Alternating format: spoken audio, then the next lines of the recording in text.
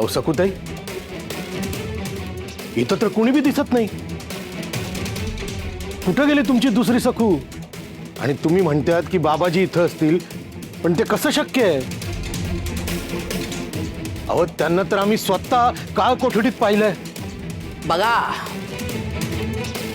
नेहमीप्रमाणे सगळ्या भूलथापा बघितलंस ना दिगू? याला फसवणूक नाही तर काय म्हणायचं?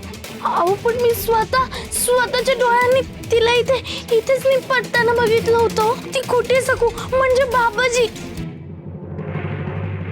जिप्रे जिप्रे जिप्रे कुठे आहेस तू? जिप्रे जिप्रे कुठे गेली? अहो मी तिला इथेच थांबायला सांगितलं होतं. जिप्रे